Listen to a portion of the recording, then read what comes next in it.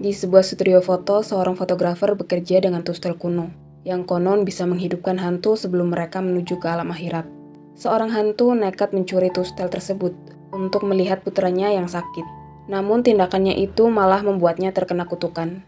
Menurut legenda, ia hanya bisa hidup sampai usia 35 tahun dan akan dikejar oleh orang mati.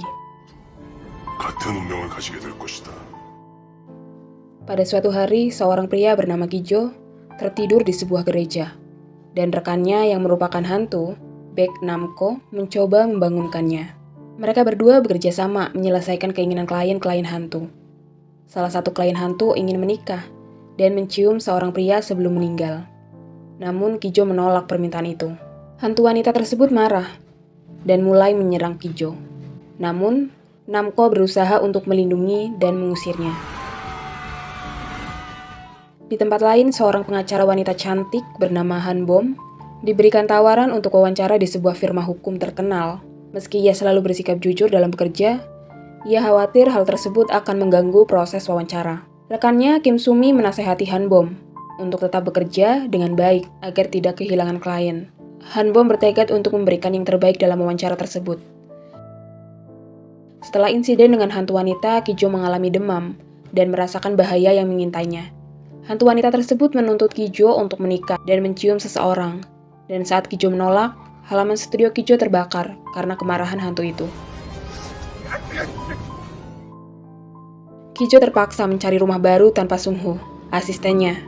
Dan ia melihat arwah gentayangan yang mengejarnya karena ia bisa melihat mereka. Ketika Kijo bersembunyi di lift, ia bertemu dengan hantu penasaran yang menyerangnya karena mengira Kijo adalah bosnya yang menipunya. Namun ketika lift terbuka, Kijo bertemu dengan Han Bom yang akan mengikuti wawancara kerja. Saat keduanya bersentuhan, hantu penasaran yang menyerang Kijo tiba-tiba lenyap. Dan saat itu juga Han Bom tidak bisa mengikuti wawancara, karena Han Bom harus menghadapi tugas yang lebih berat, yaitu membela wanita yang telah membunuh suaminya dan menyerahkan diri pada polisi. Kijo membeli topoki dan kimbap dari penjual nenek tua. Nenek itu heran melihat Kijo memberikan makanan kepada seseorang yang tidak terlihat. Ternyata Kijo berdiskusi dengan hantu baik yang membantu mencarikan rumah sewa murah. Nenek tua menawarkan rumahnya yang lama kosong kepada Kijo. Meski sedikit usang, Kijo tertarik. Meski nenek menolak kontrak selama 105 hari, namun Kijo dapat menempati rumah tersebut dahulu. Han Bom bertemu dengan Jang Bora, seorang wanita yang mengaku telah membunuh suaminya yang lumpuh. Meskipun Jang Bora menolak bantuan pengacara, Han Bom tetap yakin bahwa Jang Bora tidak bersalah. Jang Bora mengakui perbuatannya dan mengatakan bahwa ia melakukannya karena kesal setelah merawat suaminya yang lumpuh dan harus melunasi hutang biaya pengobatan. Meskipun demikian, Han Bom bersikeras untuk membela Jang Bora karena ia yakin bahwa Jang Bora tidak membunuh suaminya sendiri. Ternyata Sungho juga merupakan hantu yang selalu membantu Kijo. Mereka membuka studio baru di rumah mereka yang diberi nama Studio Tengah Malam. Studio ini khusus untuk orang-orang yang telah meninggal, di mana Kijo akan membantu memenuhi keinginan terakhir mereka. Suatu malam, seorang hantu bernama Pak Song Jun datang ke studio mereka, memohon bantuan untuk menyelamatkan istrinya Jang Bora. Meskipun awalnya Kijo tidak yakin bagaimana dia bisa membantu, Song Jun bersikeras agar Kijo menolong istrinya. Tanpa pilihan lain, Kijo menyamar sebagai seorang pengacara dan berusaha membantu Jang Bora. Di ruang interogasi, Jang Bora dikelilingi oleh para hantu kejam karena aura gelap yang dimilikinya. Namko sebagai ahli dalam mengusir hantu berhasil mengusir para hantu tersebut dan meminjam Jang Bora selama 1 jam. Tanpa basa-basi, Kijo memberitahukan pesan terakhir dari suami Bora, Pak Song Jun, yang mengungkapkan bahwa meskipun Bora pernah berniat membunuhnya, Pak Song Jun hanya ingin istrinya itu bahagia. Bora merasa takut dan tidak tega melaksanakan rencana pembunuhan tersebut, sehingga Bora memutuskan untuk melarikan diri. Namun Pak Song Jun mengetahui rencana tersebut dan syok hingga akhirnya meninggal dunia. Bora merasa tidak percaya dengan ucapan Kijo dan hampir saja melakukan tindakan kasar terhadapnya. Han Bom datang tepat waktu untuk menyelamatkan Kijo dari tindakan kasar tersebut. Ketika Han Bom bertanya siapa sebenarnya Kijo, dia hanya menjawab bahwa dia adalah seorang penghubung. Kijo kemudian memberikan kartu namanya kepada Bora dan memberikan satu kesempatan terakhir untuk mempercayainya. Han Bom yang bertindak sebagai pengacara Bora berusaha keras untuk membuktikan bahwa Bora sebenarnya mencintai suaminya dan tidak mungkin akan membunuhnya. Bora menangis karena frustasi dengan hutang-hutangnya yang menumpuk. Dan rencananya, dia akan bunuh diri setelah membunuh suaminya. Hanbom kemudian menyarankan agar Bora mengucapkan perpisahan kepada suaminya, jika masih ada kesempatan. Bora datang ke studio milik Kijo, dan melihat suaminya yang sudah meninggal. Mereka berdua makan bersama, dan akhirnya mengucapkan salam perpisahan di bidikan terakhir. Bora mengikhlaskan kepergian suaminya, dan kenangan itu akan dia ingat selamanya. Hanbom pulang dan menemukan bahwa barang-barangnya telah dikeluarkan dari rumah nenek tua yang dia sewa, karena belum membayar uang sewa. Dia melihat ada tulisan open, dan memutuskan untuk masuk ke bawah rumahnya yang baru disewakan kepada penyewa baru. Hanbom kagum saat menemukan ruang yang sebelumnya digunakan hanya untuk menyimpan ketel lampu. Ternyata begitu luas dan indah, dengan pohon bunga yang mempesona di dalamnya. Malam itu, Kijo terkejut melihat Hanbom, dan mengira bahwa wanita pengacara yang ia kenal baru saja meninggal dunia, menimbulkan kebingungan dan misteri di sekeliling mereka. 죽었습니까? Hanbom baru ingat bahwa pria yang ada di hadapannya adalah orang aneh yang pernah berada di dalam lift. Dia bertanya apa Hanbom baru saja mati. Tetapi kemudian Kijo tersadar bahwa Hanbom masih hidup karena merasakan tangannya yang hangat dan memiliki bayangan. Akhirnya Kijo pun langsung mengusir Hanbom keluar dari studio karena hanya orang yang sudah mati yang bisa masuk. Hanbom bingung dengan maksud Kijo. Kijo awalnya ingin menelpon polisi karena Hanbom masuk ke rumahnya tanpa izin. Tetapi Hanbom menjelaskan bahwa baterai handphonenya mati dan butuh meminjam ponsel Kijo untuk menelpon pemilik rumah sewa. Namun ponsel Kijo tidak memiliki kontak. Hanbom mencoba menelpon pemilik sewa, tapi tidak berhasil. Hanbom marah karena rumahnya diambil oleh orang lain dan barang-barangnya dipaksa keluar. Kijo menyatakan bahwa itu bukan ulahnya dan menyarankan Hanbom untuk protes kepada pemilik sewa. Kijo akhirnya mengusir Hanbom keluar dari studionya.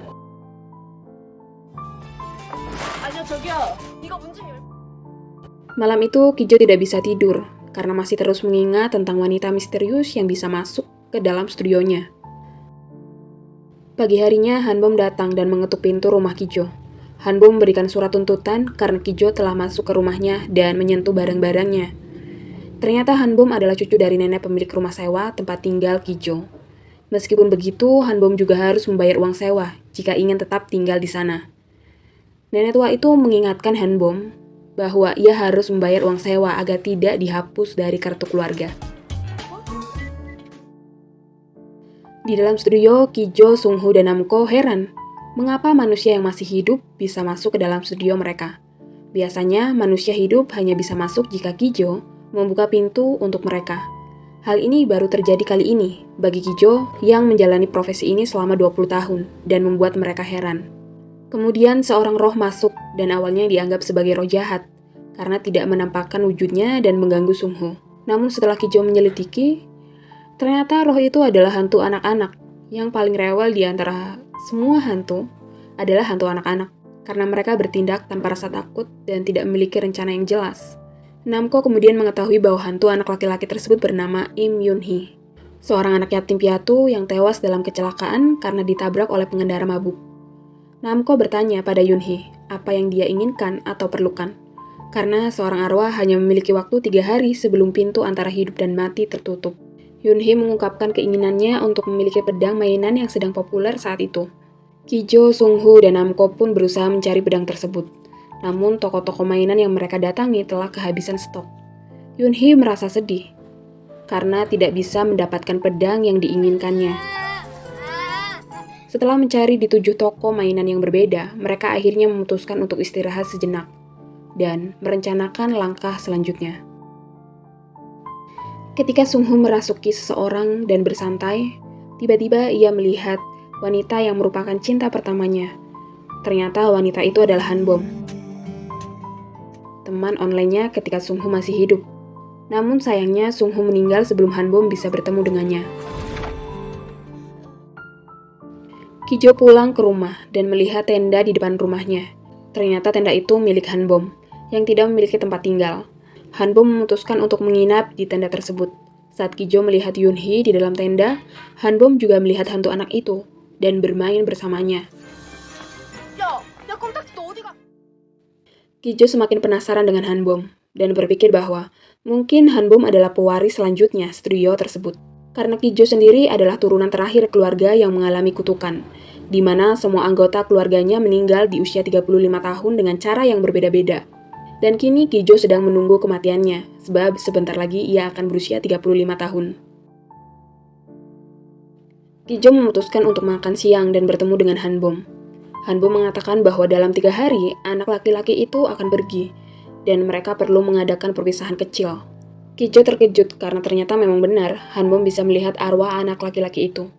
Setelah makan, Hanbom memberikan stiker makanan untuk Kijo, dan jika sudah terkumpul, mereka bisa makan siang gratis bersama. Sungho menemukan orang yang menjual pedang mainan yang diinginkan oleh Yunhee. Mereka pergi ke tempat dekat taman untuk mengambil barang tersebut. Sementara itu, Yunhee menghilang saat mereka terpesona melihat kembang api.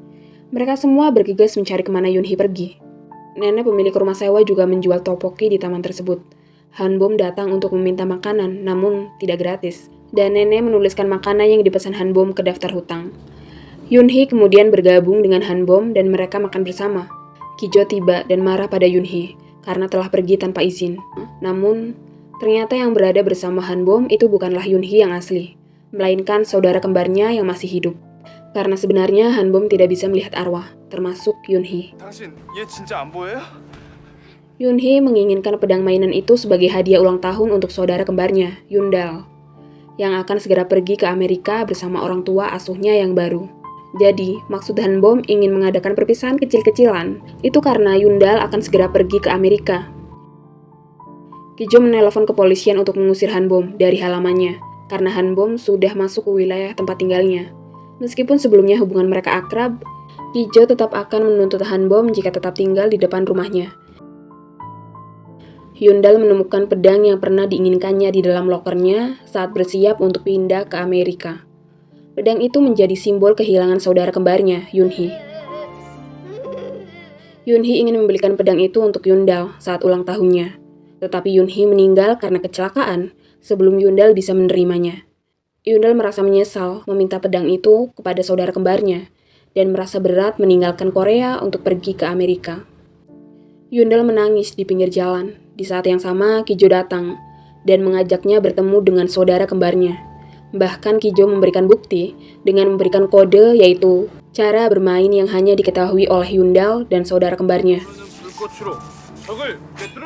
Meskipun malu, Kijo akhirnya berhasil meyakinkan Yundal dan membuatnya percaya. Kijo kemudian membawa Yundal ke studio untuk merayakan ulang tahunnya bersama dengan saudara kembarnya Yunhee. Di sana, Kijo memotret Yundal dengan tustel kunonya, dan mereka berdua bisa bertemu lagi. Mereka berdua merangkul dengan erat, tidak ingin berpisah lagi. Yundal meminta maaf kepada Yunhee karena permintaannya telah membuat saudara kembarnya pergi untuk menjalankan misi yang diberikan oleh pahlawan mainan favorit mereka. Yunhee berjanji akan kembali setelah menyelesaikan misinya, sehingga Yundal bisa merayakan ulang tahun bersamanya lagi. Sebelum Yunhee pergi, Kijo memberikan hadiah pedang yang sama untuk Yunhee. Akhirnya, dengan senyum sedih, Yunhee pergi untuk menjalankan misinya, meninggalkan Yundal dengan kenangan yang indah. Hanbom bingung dengan studio milik Kijo yang tidak pernah mendapatkan pelanggan dan hanya buka pada malam hari. Tiba-tiba, ia mendapat telepon dari pengurus panti asuhan bahwa Yundal tiba-tiba menghilang. Seorang saksi mengatakan bahwa Yundal pergi dengan seorang pria. Hanbom khawatir, namun Yundal tiba-tiba datang kembali dan mengatakan bahwa ia dibawa oleh paman pemilik studio.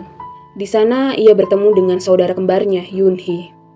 Hanbom merasa ada yang tidak beres dengan Kijo dan mencari di mana Kijo berada. Saat Kijo sedang berjalan-jalan keluar, ia dihadang oleh para hantu yang ingin memakai tustel foto miliknya. Mereka mengejar Kijo dan hampir mencelakainya, tetapi Hanbom datang dan menyelamatkan Kijo dengan menyentuh tubuhnya, sehingga muncul perisai yang melindungi Kijo dari serangan hantu.